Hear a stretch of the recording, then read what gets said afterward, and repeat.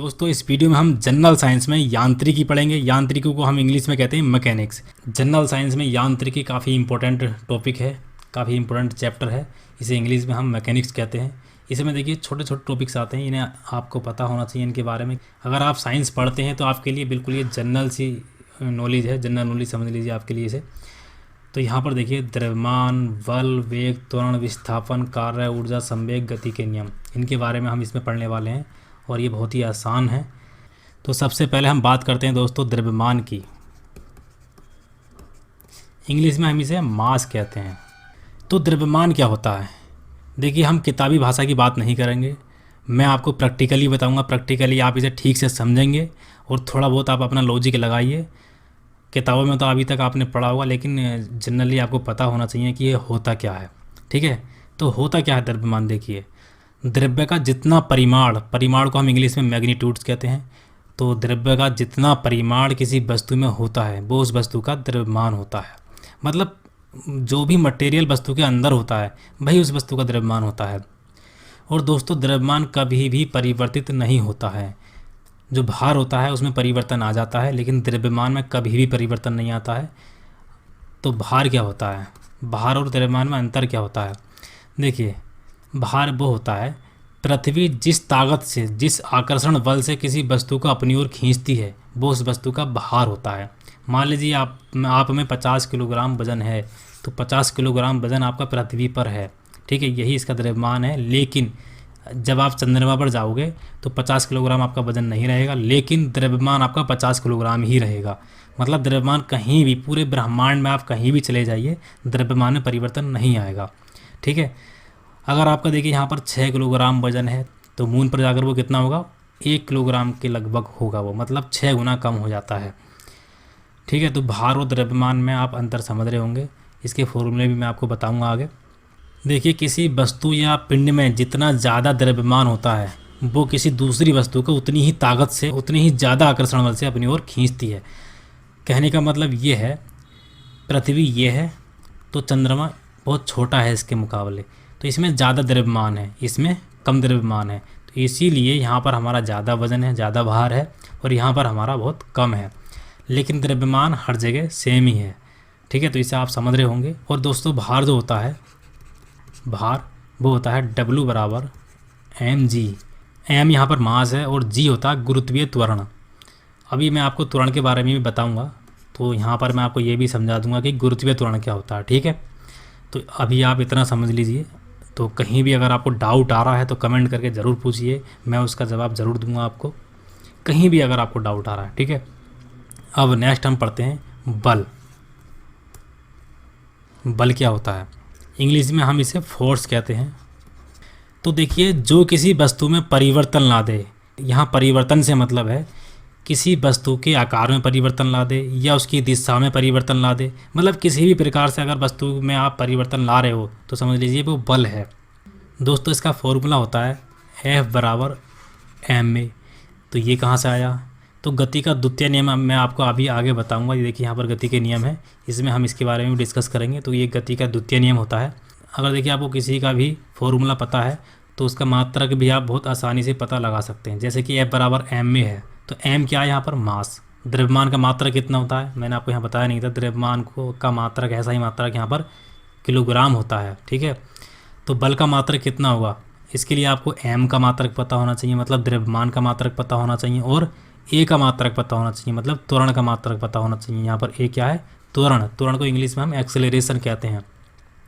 तो m का मात्रक कितना है? किलोग्राम, और a का मीटर पर सेकंड स्क्वायर। तो उस f का मात्रक कितना हो गया?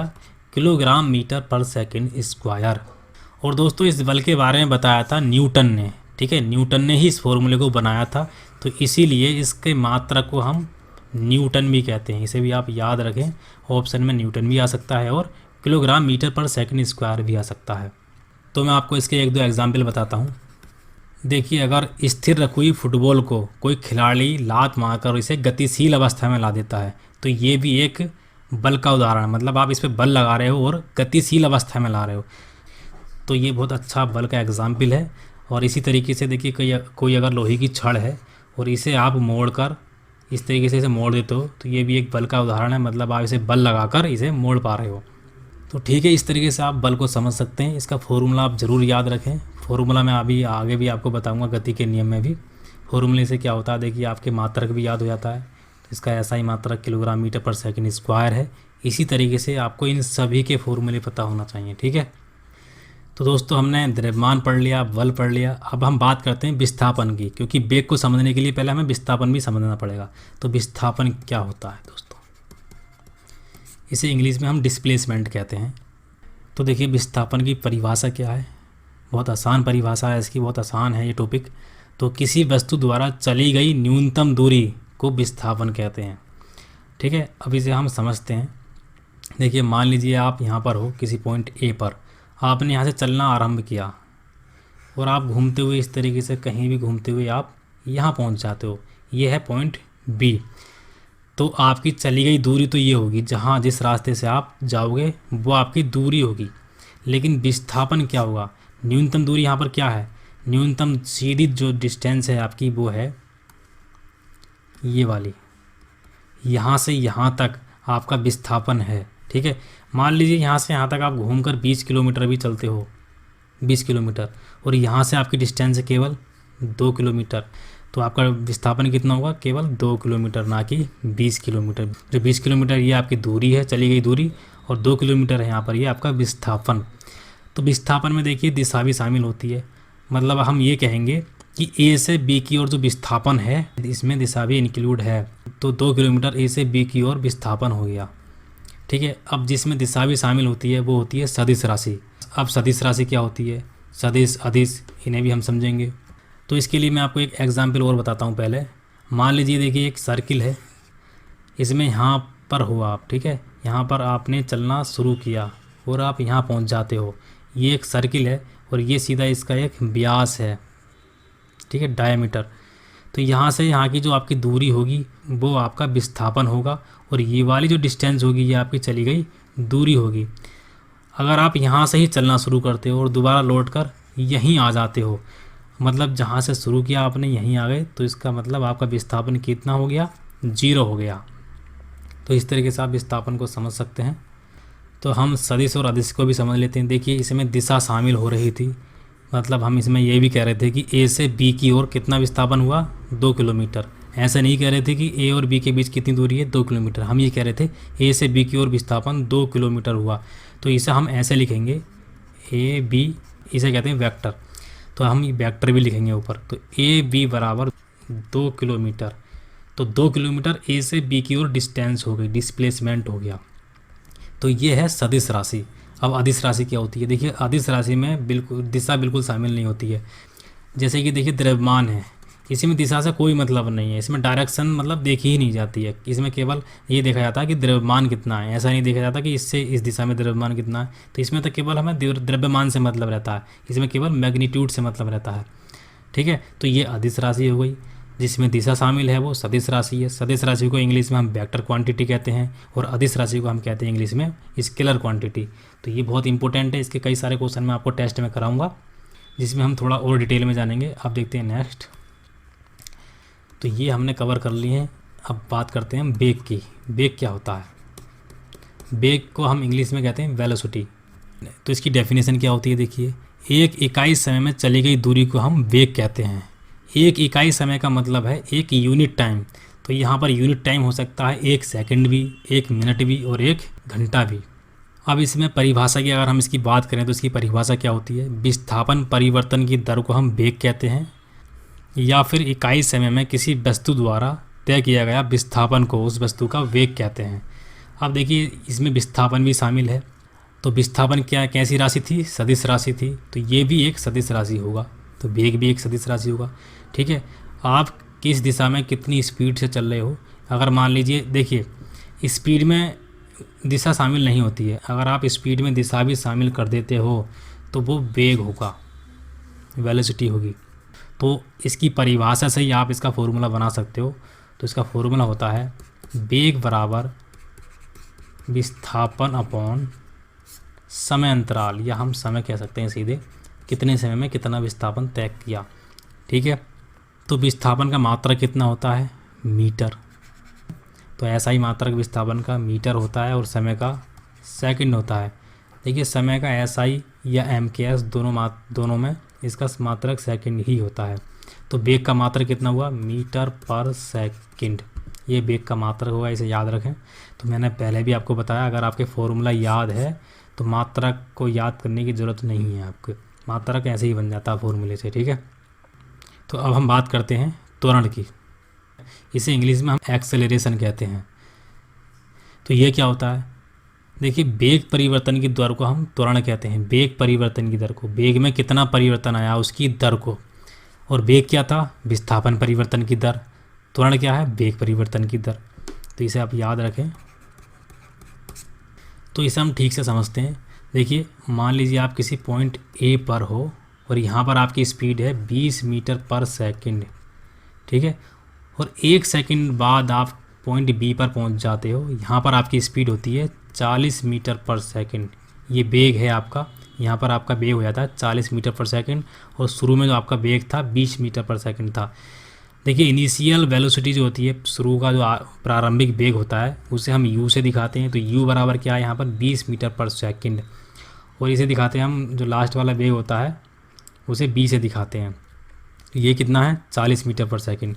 तो यहाँ से यहाँ तक पहुँचने में कितना टाइम ले रहे हैं हम, 1 सेकंड, ठीक है। तो यही त्वरण था कि 1 सेकंड में कोई वस्तु कितना वेग गेन कर रही है, कितनी स्पीड गेन कर रही है। तो यहाँ पर कितनी स्पीड बढ़ी है, पहले 20 थी, बाद में कितनी हो गई, 40। तो त्वरण कितना हो गया इसका, 20। तो 1 सेकंड में यहाँ से यहाँ तक इसके वेग में डिफरेंस कितना है, 20 का डिफरेंस है। तो 20 ही इसका त्वरण हो गया। तो यही इसकी परिभाषा थी कि एक इकाई समय में जो वेग में परिवर्तन आता है वही त्वरण होता है। तो जो हमने डेफिनेशन बोली है, जो मैंने आपको समझाया है, उसे हम फॉर्मूले में लिख लेते हैं। फॉर्मूला क्या होता है इसका, तो देखिए ए बराबर, मैंने क्या बताया था, वेग परिवर्तन की दर को, वेग में जो परिवर्तन होगा, तो वेग में परिवर्तन क्या हुआ, b माइनस यू। इस वाले वेग में से शुरू वाला वेग घटा देंगे तो b माइनस यू हमने लिख लिया, अपॉन टी। इकाई समय में निकालने के लिए, पूरी इस चीज़ को इकाई समय में निकालने के लिए हम t से डिवाइड करते हैं, समय से उसे डिवाइड कर देते हैं, ठीक है। अब इसे देखिए, यहाँ 40 था माइनस 20 अपॉन यहाँ पर टाइम कितना है, 1। तो कितना आता है यहाँ पर, 20 मीटर पर सेकंड स्क्वायर। इसका जो मात्रक होता है मीटर पर सेकंड स्क्वायर, ठीक है। देखिए वेग का मात्रक कितना था, मीटर पर सेकंड, और नीचे भी सेकंड आ जाता है, तो सेकंड और सेकंड सेकंड स्क्वायर बन जाता है। तो मीटर पर सेकंड स्क्वायर इसका मात्रक हो गया। न्यूटन का गति का प्रथम समीकरण आपने पढ़ा होगा, वो इसी से निकलता है, यही है वो प्रथम समीकरण। तो इसे अगर हम ठीक से सॉल्व करते हैं तो ये बनता है b बराबर u प्लस at। यही न्यूटन का गति का प्रथम समीकरण है, इसे भी आप याद रखें, ये भी पूछा जा सकता है, ठीक है। न्यूटन के गति के नियम तो हम पूरे अभी आगे समझेंगे, लेकिन इसकी समीकरण भी होती हैं, वो 3 होती हैं, जिसमें कि पहली समीकरण वो ये है। दोस्तों हम बात करते हैं कार्य की। कार्य क्या होता है, तो देखिए कार्य तभी माना जाता है जब आप किसी वस्तु पर बल लगाकर उसमें किसी भी प्रकार का परिवर्तन ला दें, मतलब उसकी दिशा में परिवर्तन ला दें या उसके आकार में परिवर्तन ला दें, ठीक है। किसी भी प्रकार से आप उसमें परिवर्तन ला दें, कार्य तभी माना जाएगा। अगर देखिए हम किसी वस्तु पर बल लगाएं और ना ही वस्तु के आकार में परिवर्तन हुआ है, ना ही उसकी दिशा में परिवर्तन हुआ है, मतलब किसी भी प्रकार से अगर उसमें परिवर्तन नहीं हुआ है, तो आपके द्वारा किया गया कार्य शून्य माना जाएगा एकदम। तो इसका फॉर्मूला होता है दोस्तों, W बराबर F इंटू एस। F यहाँ पर बल है और S है यहाँ पर विस्थापन, मतलब कार्य बराबर बल गुणा विस्थापन। तो क्वेश्चन ये भी आ जाता है कि कार्य, बल और विस्थापन में संबंध बताइए। 4 ऑप्शन आपके सामने दे देते हैं, उसमें कई टाइप के ऑप्शन होते हैं, जैसे कि W बराबर एफ एस, W बराबर F अपॉन एस, S बराबर WF। तो कुछ किसी भी तरीके से दे सकते हैं इसमें। तो उसमें जो आपका सही आंसर होगा वो ये होगा। तो संबंध भी पूछ सकते हैं आपसे, तो इस टाइप का क्वेश्चन भी आ जाता है। अब हम इसकी किताबी भाषा की बात करते हैं। किताब में जो डेफिनेशन होती है वो क्या होती है इसकी, तो उसकी जो डेफिनेशन होती है बिल्कुल इसी के ऊपर निर्भर होती है। जो ये फॉर्मूला लिखा है यही समझ लीजिए इसकी डेफिनेशन है। देखिए वस्तु या पिंड पर लगने वाले बल द्वारा किया गया कार्य, बल के परिमाण तथा बल की दिशा में वस्तु द्वारा चली गई दूरी, दूरी क्या मतलब विस्थापन, के गुणनफल को हम कार्य कहते हैं। मतलब बल गुणा विस्थापन के गुणनफल को हम कार्य कह रहे हैं, यही इसकी डेफिनेशन है। ठीक है, इसका ऐसा ही मात्रक होता है दोस्तों, न्यूटन मीटर। इसका मात्रक क्या था, न्यूटन, और इसका मीटर, तो यही इस कार्य का मात्रक हुआ। तो न्यूटन मीटर इसका मात्रक हुआ, ये ऐसा ही मात्रक है इसका। और कार्य के बारे में दोस्तों जूल ने बताया था, जूल एक साइंटिस्ट थे, तो इन्होंने बताया था, तो इसके मात्रक को हम जूल भी कहते हैं। तो उम्मीद है ये टॉपिक आपको समझ में आया होगा। किसी भी प्रकार का अगर आपके दिमाग में डाउट है तो आप कमेंट करके पूछ लीजिए। अब हम नेक्स्ट देखते हैं दोस्तों। अब हम बात करते हैं ऊर्जा की, इसे इंग्लिश में हम एनर्जी कहते हैं। तो कार्य करने की क्षमता को हम ऊर्जा कहते हैं। तो वैसे तो ऊर्जा के प्रकार बहुत सारे हैं, कई टाइप्स की ऊर्जा होती हैं, जैसे कि यांत्रिक ऊर्जा, ऊष्मीय ऊर्जा, प्रकाशीय ऊर्जा, विद्युत ऊर्जा, चुंबकीय ऊर्जा, ध्वनि ऊर्जा, नाभिकीय ऊर्जा। तो ऐसी बहुत सारी ऊर्जा होती हैं। तो हम पढ़ रहे हैं यांत्रिकी, मैकेनिक्स, तो हम यांत्रिकी ऊर्जा के बारे में बात करेंगे। तो हम लिख लेते हैं यहाँ पर यांत्रिक ऊर्जा। दोस्तों इसके भी दो प्रकार होते हैं, एक पोटेंशियल एनर्जी और एक काइनेटिक एनर्जी। पोटेंशियल एनर्जी होती है स्थितिज ऊर्जा, जो स्थिति के कारण होती है, और काइनेटिक एनर्जी होती है गतिज ऊर्जा, जो किसी वस्तु के गति के कारण होती है।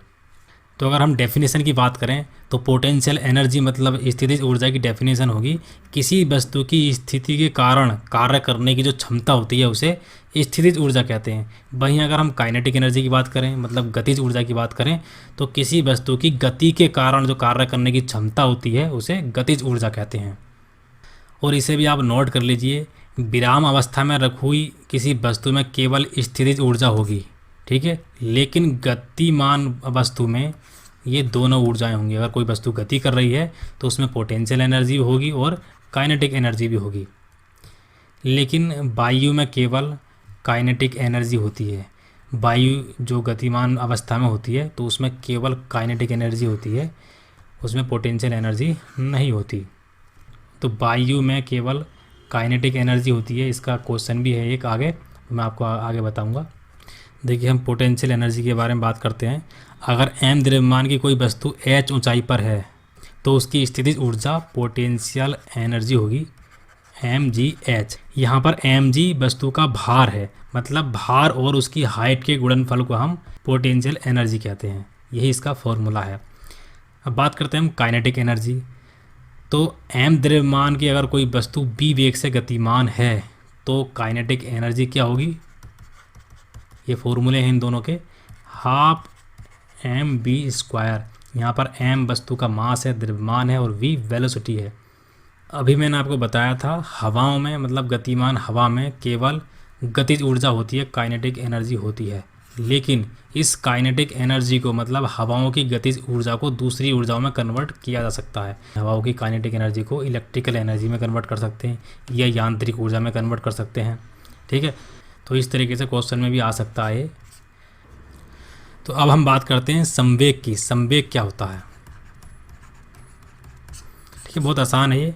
देखिए द्रव्यमान और वेग के गुणनफल को हम संवेग कहते हैं। तो संवेग बराबर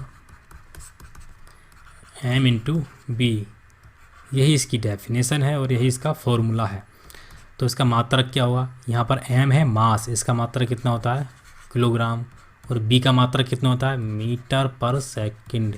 तो इसका मात्रक कितना हुआ किलोग्राम मीटर पर सेकंड, ये इसका मात्रक हो गया। तो बस इसमें इतना ही है, ज़्यादा कुछ पढ़ने के लिए संवेग के बारे में है नहीं। अब हम बात करते हैं गति के नियम। तो देखिए 9th और 10th क्लास में आपने पढ़े होंगे गति के 3 नियम होते हैं और ये बहुत ही ज़्यादा इंपॉर्टेंट होते हैं। और दोस्तों जो भी मैंने अभी तक पढ़ाया है या जो आगे पढ़ाऊँगा मैं आपको, ये एसएससी जैसे कंपटीशन के लिए बहुत ज़्यादा इंपॉर्टेंट है। और आईएएस और पीसीएस के प्री में भी इस टाइप के क्वेश्चन पूछ लिए जाते हैं। जनरल साइंस में आपको ये चीज़ें पता होना चाहिए। तो हम पहले गति के प्रथम नियम की बात करते हैं। इसके 3 नियम होते हैं, हम पढ़ते हैं पहला नियम। तो पहला इसका नियम होता है जड़त्व का नियम।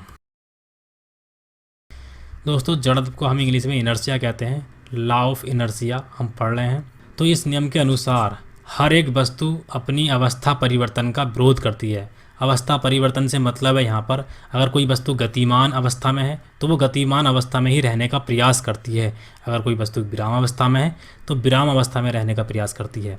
विराम अवस्था मतलब रुकी हुई, स्टेबल, ठीक है, उसे हम विराम अवस्था कहते हैं। तो उन चीज़ों का वो विरोध करती है। मान लीजिए देखिए कोई वस्तु गतिमान अवस्था में है इस तरीके से, और ये गतिमान अवस्था में ही रहने का प्रयास करेगी जब तक कि आप इसे बल लगाकर रोक ना दो, ठीक है। अगर आप इस पर बल नहीं लगाओगे तो हमेशा ये गतिमान अवस्था में ही रहेगी। तो यही होता है जड़त्व का नियम। अब मैं आपको एग्जाम्पल बता देता हूँ इसका। जैसे कि घोड़े पर घुड़सवार होता है और घोड़ा काफ़ी स्पीड में होता है। जैसे ही घोड़ा रुकता है तो उसके ऊपर बैठा हुआ घुड़सवार आगे की ओर झुक जाता है। तो मतलब जो घोड़ा होता है वो तो स्थिर अवस्था में आता है, रुक जाता है, और उसके ऊपर बैठा हुआ व्यक्ति गतिमान अवस्था में ही रहने का प्रयास करता है, जिस कारण वो आगे की ओर झुक जाता है और गिर भी जाता है। और एक एग्जाम्पल मैं आपको बताता हूँ, ये सभी के साथ हुआ। देखिए आप बस में सफ़र कर रहे होते हैं और अचानक जैसे ही बस रुकती है आप आगे की ओर झुक जाते हो। मतलब बस तो रुक जाती है, स्थिर अवस्था में आ जाती है, विराम अवस्था में आ जाती है, लेकिन आप गति में ही रहने का प्रयास करते हो और जिस कारण आप आगे की ओर झुक जाते हो एकदम। और एक इसका एग्जाम्पल होता है, देखिए जो पेड़ होते हैं, अगर आप पेड़ों को हिलाओगे तो जो डालियाँ होती हैं वो तो गतिमान अवस्था में आती हैं, लेकिन उस पर जो कमज़ोर पत्ते होते हैं वो स्थिर अवस्था में रहने का प्रयास करते हैं और कमज़ोर होने के कारण वो डालियों से हटकर वो नीचे गिर जाते हैं। तो इसके और भी बहुत सारे एग्जाम्पल हैं जिन्हें आप खुद समझ सकते हैं। अगर आपको ये समझ में आता है कि जड़त्व होता क्या है तो आप अपने आसपास खुद ही दिमाग लगा सकते हैं कि कहाँ कहाँ ये रूल अप्लाई होता है। अब हम इसके द्वितीय नियम की बात करते हैं। तो इसका सेकंड रूल है, द्वितीय नियम है F बराबर m ए। मतलब जो गति का द्वितीय नियम है वो बल के मान को बताता है। बल की वैल्यू कितनी होती है, क्या फॉर्मूला होता है, ये बताता है। m यहाँ पर क्या होता है, मास, द्रव्यमान, तो इसका मात्रा कितना होता है, किलोग्राम। और a यहाँ पर होता है एक्सेलरेशन, इसका मात्रा कितना होता है, मीटर पर सेकंड स्क्वायर। तो इस f का मात्रक हो गया किलोग्राम मीटर पर सेकंड स्क्वायर, और इसे न्यूटन भी कहते हैं, ठीक है, क्योंकि न्यूटन के ही गति के नियम है तो इसलिए इसे न्यूटन भी कहते हैं इसके मात्रक को।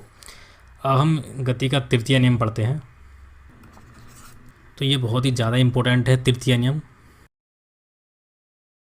तीसरा नियम है इसका क्रिया प्रतिक्रिया का नियम, एक्शन रिएक्शन रूल। तो इसमें दोस्तों प्रत्येक क्रिया की प्रतिक्रिया होती है, और दोस्तों ये क्रिया और प्रतिक्रिया दोनों अलग अलग वस्तु पर कार्य कर रही होती हैं। जैसे कि दोस्तों गोली चलने पर बंदूक पीछे की ओर हट जाती है, तो जैसे ही गोली इससे बाहर निकलती है इसकी ओर पीछे की ओर भी झटका लगता है बंदूक पर और ये आगे की ओर निकल जाती है। तो ये दोनों क्रिया और प्रतिक्रिया अलग अलग वस्तु पर कार्य करती हैं और इनकी दिशा एकदम अपोजिट होती है एक दूसरे के। तो एक दूसरा एग्जाम्पल हम इसका लेते हैं। जैसे कि नाव में आप बैठे होते हो और नाव से कूद जाते हो। मान लीजिए ये नाव है, इससे आप कूद जाते हो तो इसे भी पीछे की ओर धक्का लगता है और आप इधर जा रहे होते हो और ये नाव इधर जा रही होती है। मतलब दोनों की डायरेक्शन एकदम अपोजिट होती है। तो ये क्रिया और प्रतिक्रिया, मतलब एक प्रति का मतलब उल्टा, अपोजिट। तो क्रिया और प्रतिक्रिया दोनों ही अलग अलग वस्तु पर कार्य कर रही होती हैं। तो यही है गति का तृतीय नियम, क्रिया प्रतिक्रिया का नियम। ये बहुत ही इम्पोर्टेंट है, बहुत ज़्यादा आता है ये एग्ज़ाम में। तो अब हम एक टेस्ट लगाते हैं। टेस्ट आप दीजिए, आप पहले खुद ही सोचिए उस किसी क्वेश्चन के बारे में, तब मेरा आंसर देखिए, ठीक है। तो दोस्तों ये टेस्ट है, इसमें 10-11 क्वेश्चन हैं। तो पहला क्वेश्चन है दोस्तों, वॉशिंग मशीन का कार्य सिद्धांत है। देखिए वॉशिंग मशीन में कपड़े धुले जाते हैं और कपड़ों से धूल के कण जब हट जाते हैं तो वो कपड़े बिल्कुल साफ़ हो जाते हैं। अब कैसे हटते हैं हम ये बात करते हैं। देखिए कोई भी वस्तु अगर वृत्तीय कक्षा में गति कर रही होती है तो उस पर 2 प्रकार के बल कार्य करते हैं।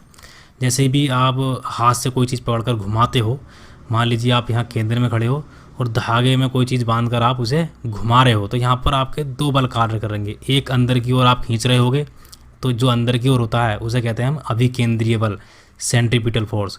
और एक बल कार्य करता है बाहर की ओर, उसे कहते हैं हम सेंट्रीफ्यूगल फोर्स, अपकेंद्रीय बल। तो ये दोनों बल जब बराबर होते हैं तब ये कक्षा में गति करती रहती है। मान लीजिए देखिए ये वाला बल ज़्यादा हो जाता है इस बल से, तो ये वस्तु बाहर की ओर चली जाएगी।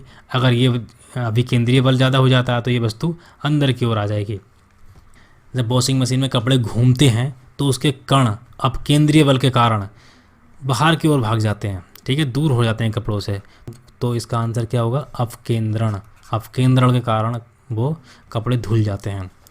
अब है नेक्स्ट यहाँ पर दूसरा क्वेश्चन, निम्न में से कौन सी राशि सदिश राशि नहीं है।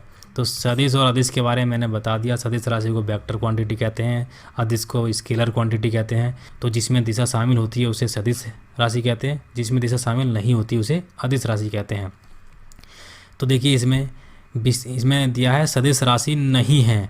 तो सबसे पहले देखिए, अगर आप कोई भी एग्ज़ाम दे रहे हैं तो क्वेश्चन को पूरा पढ़िए। जैसे कि निम्न में से कौन सी राशि सदिश राशि की, अगर आप केवल इतना पढ़ रहे हैं तो आप क्वेश्चन को गलत कर दोगे। आप क्वेश्चन को पूरा पढ़िए, क्योंकि बहुत बार ऐसा होता है जो स्टूडेंट नहीं को नहीं पढ़ते हैं, ठीक है, नहीं को इग्नोर कर देते हैं और केवल यहाँ तक पढ़ के एकदम आंसर लगाते थे, तो वो गलत हो जाता है आपका। इसी में दिया है सदिश राशि नहीं है, ठीक है, मतलब इसमें से कौन सी राशि अदिश राशि है। तो विस्थापन मैंने क्या बताया था आपको, विस्थापन एक सदिश राशि है क्योंकि इसमें दिशा भी शामिल होती है, ठीक है। वेग भी सदिश राशि है। विस्थापन परिवर्तन की दर को तो वेग कहते हैं, ठीक है, मतलब इसमें विस्थापन भी शामिल होता है, तो ये भी एक सदिश राशि है। बल क्या होता है, बल भी सदिश राशि होती है। बल को ये भी देखा जाता है कि आप किस ओर बल लगा रहे हो, मतलब बल की डायरेक्शन भी देखी जाती है। तो मतलब बल में दिशा शामिल होती है, फोर्स में दिशा शामिल होती है, तो ये भी एक सदिश राशि है। आयतन में दिशा से कोई मतलब नहीं रहता, इसमें डायरेक्शन शामिल नहीं होती है, ठीक है। तो इसका सही आंसर है ऑप्शन डी, आयतन। अब हम नेक्स्ट देखते हैं। तो यहाँ पर देखिए तीसरा क्वेश्चन है, निम्न में से कौन सी एक सदिश राशि है। ये भी सदिश अदिश का पूछ लिया। तो संवेग में वेग शामिल होता है, तो ये एक सदिश राशि है, पहले ही पता चल गया। दाब में कोई मतलब नहीं है, ऊर्जा में सदिश से कोई मतलब नहीं है, डायरेक्शन से कोई मतलब नहीं है। ऐसे ही कार्य में डायरेक्शन से मतलब नहीं है, ठीक है। तो इसका सही आंसर ऑप्शन ए हो गया, संवेग। संवेग क्या होता है, एम इंटू बी। बी एक सदिश राशि है, तो संवेग भी एक सदिश राशि होगा, ठीक है। तो इस तरीके से आप समझ सकते हैं। अगर आपको फॉर्मूले के बारे में पता है तो आप इससे मात्रक भी निकाल सकते हैं और ये भी पता कर सकते हैं कि सदिश राशि है या अदिश राशि है। अब हम नेक्स्ट देखते हैं। तो ये चौथा क्वेश्चन है, पदार्थ के संवेग और वेग के अनुपात में कौन सी भौतिक राशि प्राप्त की जाती है। संवेग को इंग्लिश में हम मोमेंटम कहते हैं। तो देखिए संवेग के बारे में मैंने अभी आपको बताया है। संवेग का फॉर्मूला होता है एम इंटू बी, मतलब द्रव्यमान और वेग के गुणनफल को हम संवेग कहते हैं। इसमें पूछा है संवेग मतलब ये, और वेग के अनुपात को क्या कहते हैं। ये वेग हो गया, बी से बी कट जाएगा तो क्या बचेगा यहाँ पर, केवल एम कौन सा है इसमें, द्रव्यमान। एम मास ही तो होता है, तो ये द्रव्यमान इसका सही आंसर है, ऑप्शन सी। अब नेक्स्ट देखते हैं। देखिए पांचवा क्वेश्चन है, बल गुणनफल है। सोचिए, मैंने बल के बारे में आपको बताया था, तो आप देखिए बल का इसमें से आंसर कौन सा है। तो बल का गुणनफल क्या होता है, देखिए F बराबर m इंटू ए। गति का द्वितीय नियम आपने पढ़ा होगा, तो F बराबर m में होता है। m यहाँ पर मास है, द्रव्यमान है, और a यहाँ पर एक्सेलरेशन है, त्वरण है। तो द्रव्यमान और त्वरण क्या दिया है इसमें, ऑप्शन बी में दिया है, द्रव्यमान और त्वरण का गुणनफल बल होता है। अब नेक्स्ट है दोस्तों, छठा क्वेश्चन है, हवाओं की ऊर्जा होती है। तो हवाओं के बारे में मैंने आपको बताया था। हवाओं में मतलब गतिशील हवाओं में कौन सी ऊर्जा होती है, केवल गतिज ऊर्जा होती है हवाओं में। ये मैंने आपको बताया था जब ऊर्जा के बारे में बताया था, तो बहुत आसान सा था ये भी।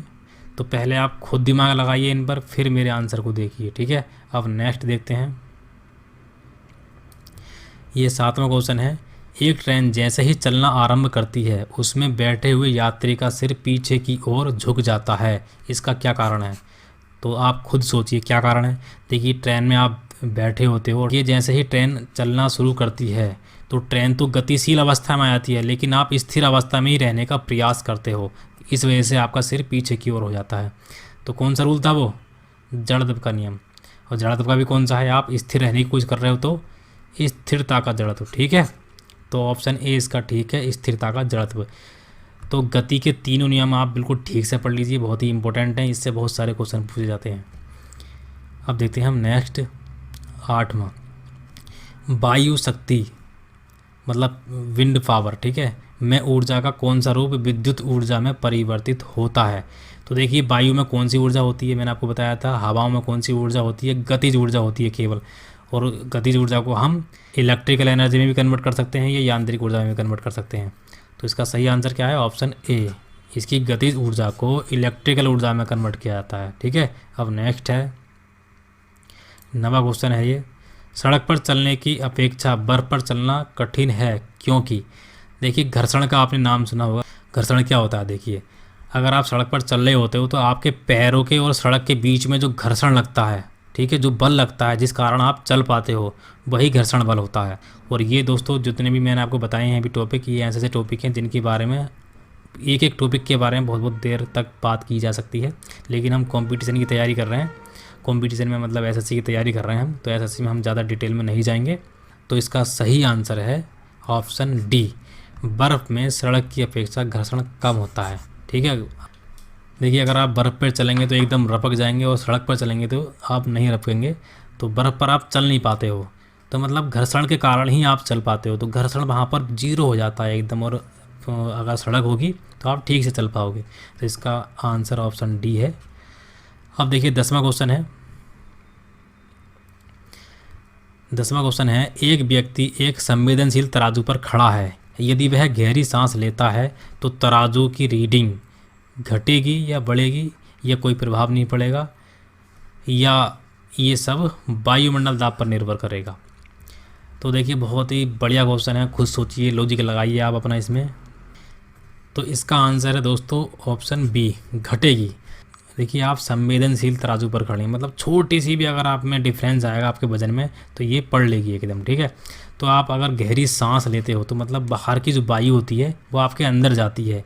देखिए जो गर्म हवा होती है वो ठंडी हवा से हल्की होती है, तो जब आपके अंदर जब हवा जाएगी तो वो गर्म हो चुकी होगी, जब गर्म होगी तो थोड़ी सी तो हल्की होगी, तो वो आपको ऊपर उठाने की कोशिश करेगी, थोड़ा सा डिफरेंस तो आएगा ही, तो मतलब आपका वजन घटेगा। ठीक है, जैसे कि गुब्बारे में अगर हवा भरते हैं हम, हल्की हवा भरते हैं, वातावरण में जो हवा होती है उससे हल्की हवा अगर हम गुब्बारे में भरते हैं तो गुब्बारा उड़ने लग जाता है, तो इसी ऐसे ही समझ लीजिए इसे भी। ठीक है, और दोस्तों अगर आप हवा को अपने अंदर की सांस को बाहर छोड़ते हो तब भी रीडिंग घटेगी। वो क्यों घटेगी, तो आपके अंदर जो भी हवा जा चुकी होती है उसमें नमी मिल जाती है, और आपके अंदर से जब नमी बाहर निकलेगी सांस के द्वारा तो आपका वजन घटेगा। नमी बाहर निकलेगी मतलब आपके अंदर का जो थोड़ा बहुत पानी की बूंदें हैं वो बाहर निकलेंगी, तो आपका वजन घटेगा। मतलब दोनों ही कंडीशन में आपका वजन घटना ही है। ठीक है, अब अगला क्वेश्चन देखते हैं। 11वां क्वेश्चन है, ये आपके लिए है, आप इसे कमेंट में बताइए इसका आंसर। गुरुत्वाकर्षण का सिद्धांत किसने दिया था। बहुत ही आसान क्वेश्चन है ये, अगर 9th और 10th का थोड़ा बहुत भी आपको ध्यान होगा तो इसका आंसर आप बहुत ही एकदम आसानी से बता सकते हैं। तो इसके 4 ऑप्शन हैं, Charles Newton, Charles Babbage, Isaac Newton या जॉन एडम्स।